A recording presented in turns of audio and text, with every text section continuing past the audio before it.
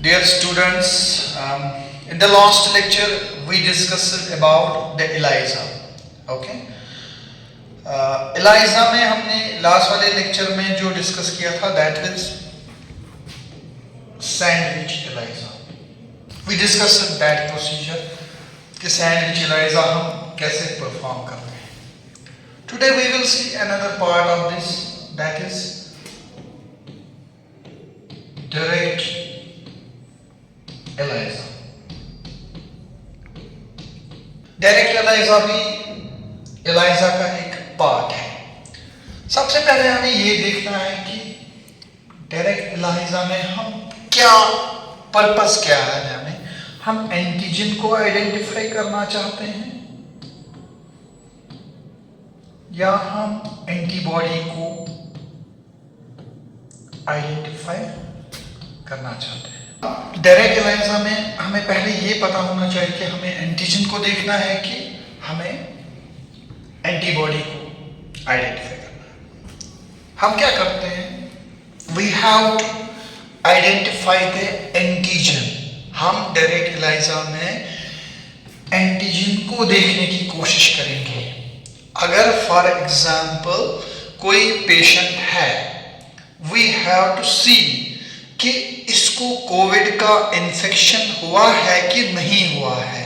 Means कि when we talk of antigen, हमें disease का पता चलेगा कि इस पर्सन में अगर कोविड का इन्फेक्शन हुआ है तो इसमें कोविड एंटीजन जो कि हम बोलते हैं उसको सार्स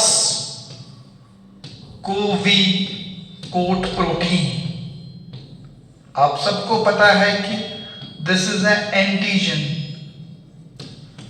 जो सार्स वायरस में होता है, सार्स कोवी प्रोटीन. तो हमारा मकसद यहां पे क्या है, हम एंटीजन को आइडेंटिफाई करेंगे. This is the first thing. ये आपको समझ आया. Now we will see the procedure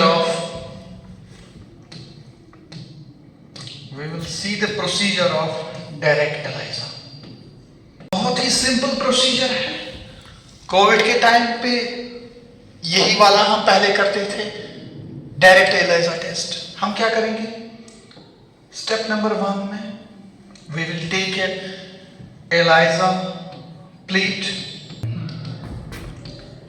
we will take ELISA plate. हमारे पास इस ELISA प्लेट में there are valves. These valves are known as microvalves. काफी सारे होंगे इस ELISA प्लेट. हम क्या करेंगे, हमें एंटीजन देखना है. पहले ही मैंने बोला कि हमें एंटीजन आइडेंटिफाई करना है. फॉर एग्जाम्पल हम डिफरेंट एंटीजन्स लाएंगे.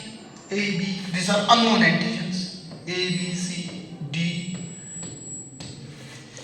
This is ELISA plate. There are microvalves which I am showing by like this. Microvalve क्यों बोलते हैं इसको? It's like a depression. जो थोड़ा सा, it's like a depression. These microvalves are simply the depressions. ठीक, जैसे trough होता है, वैसे crest होता है ऊपर की तरफ. These are small depressions. ठीक, हमें for example SARS CoV protein identify करना है. यही है ना एंटीजन जो कोविड में होता है. ठीक, now we know direct ELISA में हमें पता है कि सार्स कोवी जो वायरस है इसमें जो प्रोटीन कोट है, that SARS CoV protein, this coat protein, इसका हमें ऑलरेडी पता है. हमें पता है कि इसका स्ट्रक्चर कैसा है. ठीक है, इसके अगेंस्ट जो एंटीबॉडीज बनते हैं, इसके against, I am trying to make it very simple this procedure. We are taking a ELISA plate, there are माइक्रोवेल्स.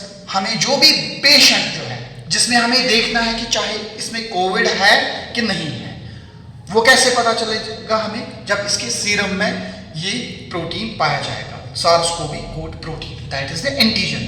ठीक, हम इस सीरम सैंपल को लेंगे, इसको इस ELISA प्लेट में प्लेस करेंगे, it will be fixed in these microwells. ठीक, अब हमें पता है ना बेटा कि इस प्रोटीन के अगेंस्ट एंटीबॉडीज बनेंगे। क्या बनेंगे? इस प्रोटीन के अगेंस्ट एंटीबॉडीज बनेंगे। हम वो एंटीबॉडीज, प्री फॉर्म्ड एंटीबॉडीज हमारे पास मौजूद होंगे। लैब्स जो होती हैं, जो भी लैब्स होंगे वहां पे हमारे पास प्री फॉर्म्ड एंटीबॉडीज प्रेजेंट होंगे in the form of lab reagent. अब ये एंटीबॉडीज हम लाएंगे, हम इसमें इंट्रोड्यूस करेंगे। किस में करेंगे introduce?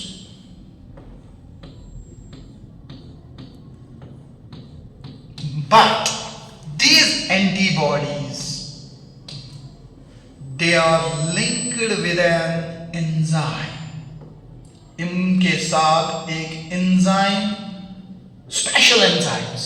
For example, we use amylase enzyme. We use biotin. Different kinds of enzymes. These are special enzymes. ये इन antibodies के साथ bind करेगा। क्योंकि आपको पता है this is the FAB portion, this is the FC portion of N antibody. आपके पास unknown antigen है, हमने सीरम सैंपल है, हमारे पास अननोन एंटीजन है। हमें ये unknown antigen, for example this antigen C को आइडेंटिफाई करना है। दिस अननोन एंटीजन C, ये हमारे पास SARS-CoV फॉर एग्जांपल, इसको हमें आइडेंटिफाई करना है। अब हमने एंटीबॉडीज लाई, वो स्पेसिफिक होंगे, हमें नहीं पता है कि ये C एंटीजन SARS-CoV एंटीजन है कि नहीं है। हमें ये पता है कि इसके अगेंस्ट जो एंटीबॉडीज बनते हैं वो हमने लैब में पहले ही प्री फॉर्म्ड लाए, वो हम उसको लैब रिएजेंट बोलेंगे। But that antibody is linked with a specific enzyme, with a special enzyme. मैंने एग्जांपल्स बता दी, एमाइलेज, बायोटिन। ये एंटीबॉडी आएगी, it will bind with the specific. अगर इस ELISA प्लेट में हमारे पास SARS-CoV एंटीजन होगा, जो इसमें एंटीबॉडीज हम ऐड करेंगे, they will bind to this specific antigen. ठीक, इसके बाद हम वॉशिंग का स्टेप डायरेक्ट ELISA में करते भी हैं, हम वॉशिंग का स्टेप स्किप भी करते हैं। Because there is only one kind of antibody which we are introducing, that is against किसके? SARS-CoV antigen C। मैंने मान लिया यही SARS-CoV है, लेकिन हमें नहीं पता है कि पेशेंट के सैंपल में SARS-CoV का एंटीजन है कि नहीं। अब हमने प्री फॉर्म्ड एंटीबॉडीज लाई, उनके साथ एंजाइम लिंक्ड होगा। अगर ये इसमें प्रेजेंट होगा तो ये एंटीबॉडी इसके साथ जुड़ जाएगी। किसके साथ जुड़ जाएगी? इस C एंटीजन के साथ। इसके बाद हम वॉशिंग कर सकते हैं। इसके बाद हम वॉशिंग का स्टेप स्किप। वॉशिंग मींस कि we have to remove this unwanted this antibodies जो लिंक नहीं होंगे इसके साथ। We can do it with acetone और alcohol, that is the step of washing. But remember one thing, if you will find an objective in the examination, is washing necessary in direct ELISA? It is not necessary. We can skip washing in the direct ELISA test. अब जो ये antibody है ये इसके साथ bind हो जाएगा। अब हम इसमें ऐड करेंगे, क्या करेंगे? Substrate, that is a colourless substrate, उसका कोई कलर नहीं होगा।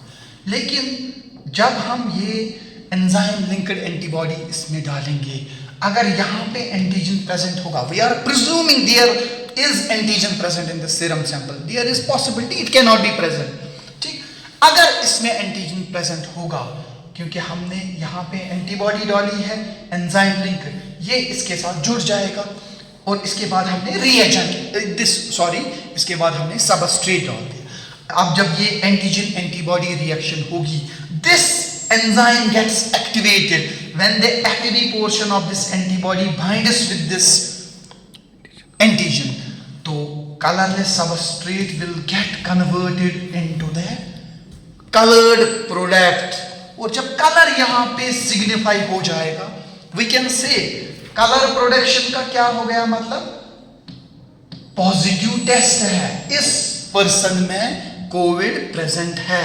अगर कलर नेगेटिव है, that means कि this person is not affected by COVID. There was not present the SARS-CoV protein in the patient's blood sample, in the serum of this patient. अब यहाँ पे आपको एक चीज और भी क्लियर हो गई होगी, why this is called a direct ELISA? Because antigen, this antibody linked with enzyme directly binds with the antigen. That's why it is called as direct ELISA. हमने पहले सैंडविच का देखा था, वहां पे क्या होता था बेटा, सैंडविच ELISA में this is antibody, this is antigen, दूसरी एंटीबॉडी यहां से आएगी, that was sandwiched between the two antibodies. Directly enzyme linked antibody antigen के साथ इंटरेक्ट नहीं करता है, लेकिन डायरेक्ट ELISA में antibody linked with the superficial enzyme or specific enzyme is directly bound to this antigen which may be present, which cannot be present.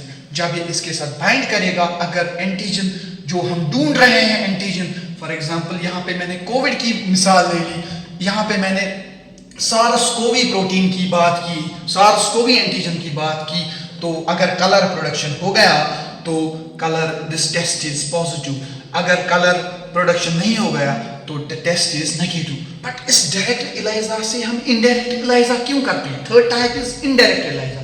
The purpose is यहाँ पे खाली एक एंटीबॉडी इसके साथ लिंक हो गई, the intensity of colour will be less, there can be a false result, it can be a false result.